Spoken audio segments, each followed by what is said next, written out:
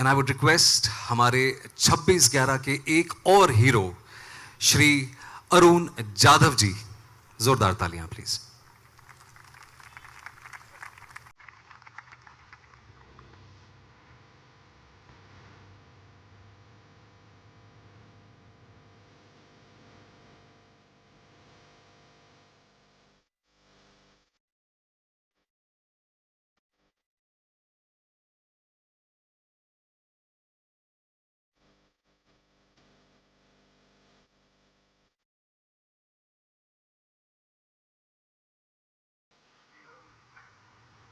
श्री अरुण जाधव जी की कहानी हम सब ने सुनी है।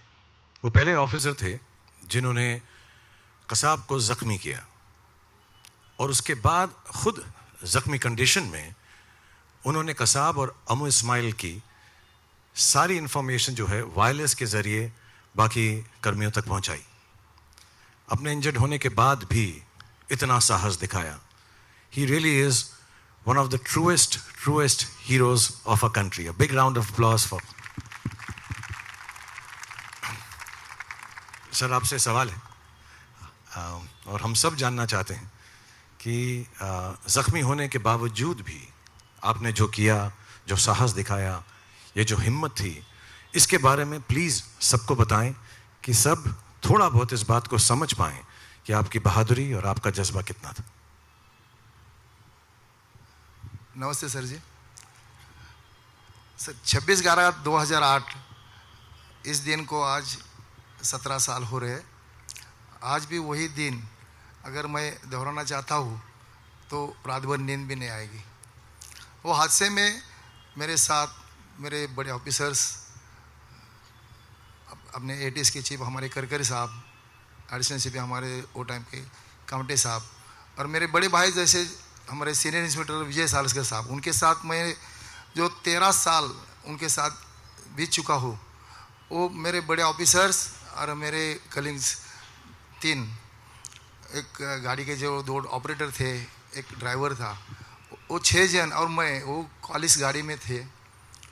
गाड़ी के अंदर हमारी तरफ से जो फायरिंग हो गई उसमें से कसाब जो था इंजर्ड हो चुका था। उनके फायरिंग में हमारे गाड़ी के अंदर से 6 जन शहीद हो गए थे। मुझे 5 गोली लगी थी, मेरे हाथ में 3, कंधे पे 2। इसी दौरान मेरे आंख पे 2 शव, जो मेरे सामने वाला जो बैठा हुआ योगेश पाटिल और राइट साइड में जो ड्राइवर था भोसले करके, वो दोनों का शव मेरे आंख पे थे। उसी के बाद उन्होंने हमारे गाड़ी के अंदर के हमारे जो एटीएस के चीफ थे करकरे साहब, उनको बाहर निकाला, कामटे साहब को बाहर निकाला, बाद में हमारे सालस्कर साहब को भी बाहर निकाला। गाड़ी का पूरा ताबा उन्होंने ले लिया। स्टीयरिंग पे इस्माइल बैठा है, लेफ्ट साइड में कसाब बैठा है। मेरे गाड़ी के अंदर मेरे आंख पे जो योगेश पाटिल बैठा था, वो टाइम पे उनके पिताजी ने हालचाल पूछने के लिए उनको फ़ोन किया था, और रिंग बजने के बाद कसाब ने पीछे मुड़ के जो ब्रश फायर किया, उसमें जो जिंदा था योगेश पाटिल वो भी शहीद हो गया। और वो बाहर से जो फायरिंग हो रही थी उसके अंदर से मेरे गाड़ी के अंदर से 6 जन शहीद हो गए, मैं अकेला बच गया। अभी मेरे दिल में सर एक सवाल था कि मैं उनको, हमने तो फायरिंग कर दी, फायरिंग के अंदर वो इंजर्ड हो रहा है गाड़ी के अंदर। मैंने उनके साथ 20 मिनट ट्रैवलिंग की।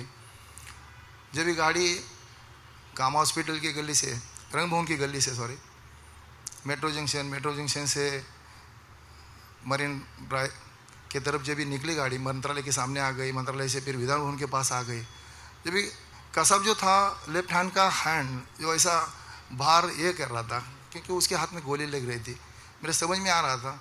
लेकिन उसी दौरान मेरे पास मेरा जो हाथ जो था, ये हाथ में 3 गोली लगने की वजह से मेरे ये हाथ के अंदर जो स्टेन गन थी वो गिर चुकी थी, मैं उठा नहीं सकता था। मेरे दिमाग में ये बात आ रही थी कि ये टेररिस्ट मेरे हाथ से जिंदा जा रहे हैं, उनके साथ मैं जा रहा हूँ, लेकिन कुछ नहीं कर रहा, मेरा वेपन नहीं उठ रहा है मेरे हाथ से। लेकिन तब तक वायरलेस सेट के आवाज़ सुनाई दी, और वायरलेस सेट के अंदर एक मैसेज आ गया कि पुलिस गाड़ी के सामने कोई जाओ मत, क्योंकि पुलिस गाड़ी के अंदर से फायरिंग हो रही। क्योंकि मेट्रो जंक्शन से जब भी गाड़ी पास हो रही थी, तभी मेट्रो जंक्शन से उन्होंने जो क्राउड था उसके ऊपर भी फायरिंग की थी। उसमें हमारे सालस्कर साहब के जो ड्राइवर थे चित्ते करके, वो भी शहीद हो गए थे। गाड़ी के अंदर के वायरलेस सेट के जरिए मुझे खाली मैसेज देना है, ये मेरे माइंड में था, लेकिन हैंडसेट मैं खींच नहीं सकता था, क्योंकि मोबाइल बजने के बाद कसाब ने गाड़ी के अंदर फायर कर दिया। अगर मेरी थोड़ी भी हलचल उनको समझ में आती तो मुझे भी वो मार सकते थे, क्योंकि उनको समझ में आता था कि गाड़ी के अंदर कोई जिंदा है। उसी दौरान मैंने 20 मिनट उनके साथ मौत को एक एक सेकंड ऐसा लग रहा था कि कभी भी गोली लग सकती है। अगर हमारे पुलिस जवान अगर एक गाड़ी को अगर थाम लेते और उनके तरफ से भी फायरिंग होती, तभी भी पुलिस के तरफ से भी मैं मर सकता था। उसी दौरान उन्होंने जो फायर किया था, वो फायर के अंदर गाड़ी का टायर पंक्चर हुआ था और पंक्चर अवस्था में गाड़ी चलने लगी। जब भी विधान भवन के पास आए तो गाड़ी का टायर पूरा ब्रस्ट हो गया, गाड़ी के अंदर से गाड़ी चलने नहीं रही। तभी गाड़ी से इस्माइल और कसाब उतरे और अपोजिट साइड पे गए, और जो स्कोडा गाड़ी आ रही थी उसमें 2 जेंट्स एक लेडीज़ थी, उनको उन्होंने उतार दिया। मैंने गाड़ी के अंदर से उनको देख रहा हूँ, वही दौरान गाड़ी के अंदर का वायरलेस सेट मैंने हाथ में ले लिया और कंट्रोल को मैंने बोल दिया कि एबल मोबाइल टू कंट्रोल। जो गाड़ी कौन थी हमारे एबल सर की, वो एबल मोबाइल टू कंट्रोल, कौन से एबल सर थे वो मालूम नहीं था मुझे, तो एबल की गाड़ी है करके मैंने able mobile to control, control ने रिस्पांस दे दिया मुझे, हाँ कंट्रोल टू एबल मोबाइल बोलो। तो वही दौरान मैंने बोल दिया हमारी गाड़ी के ऊपर अटैक हुआ है, जो तो टेररिस्ट है उन्होंने रंग भवन के अंदर हमारे ऊपर फायरिंग कर दी है।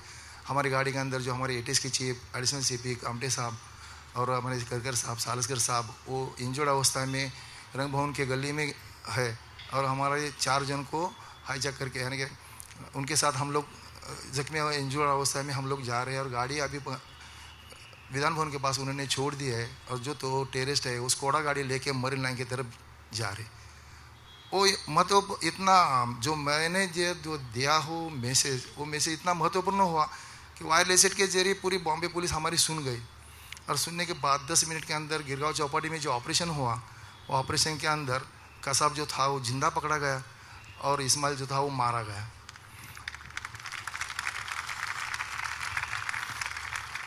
मुंबई पुलिस ने डट के सामना किया है 26/11 का।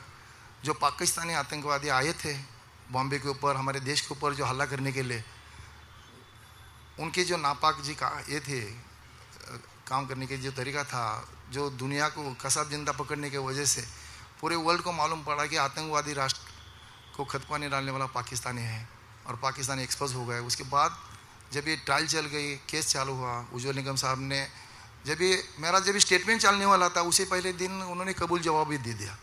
कबूल जवाब के अंदर उसने वो डिनाई कर दिया कि गाड़ी के ऊपर फायरिंग किया है, वो उसने डिनाई कर रहा था। जब भी उनका कबूल जवाब सब पूरा उज्ज्वल निगम साहब ने लिया, तो उसके बाद मुझे प्रोड्यूस कर दिया विटनेस बॉक्स में।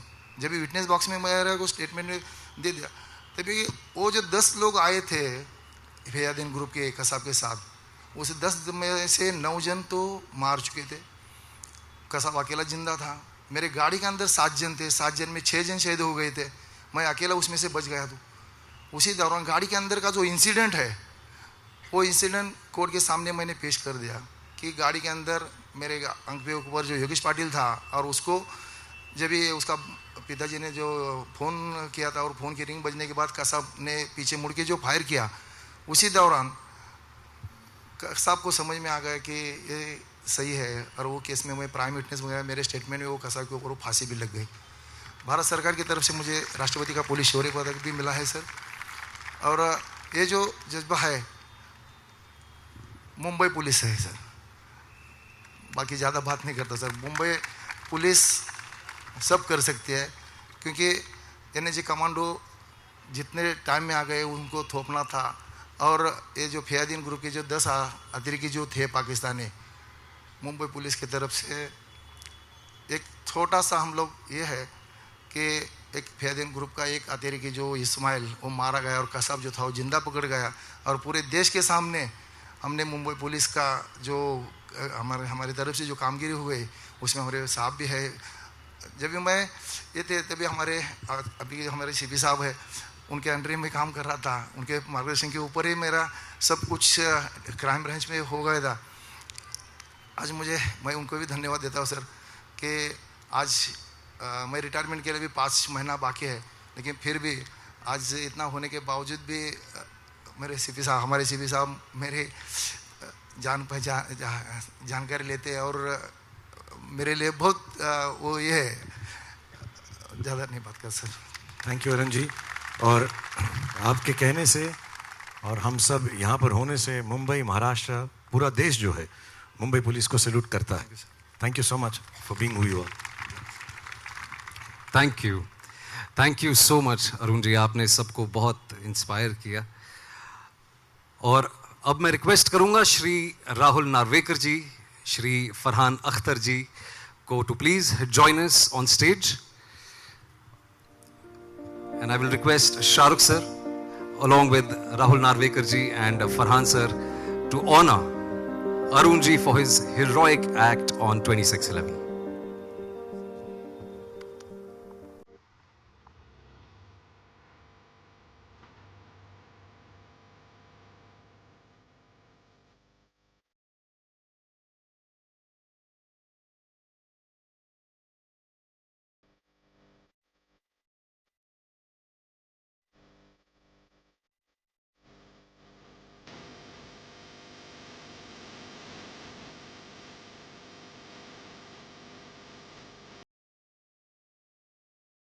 Thank you so much.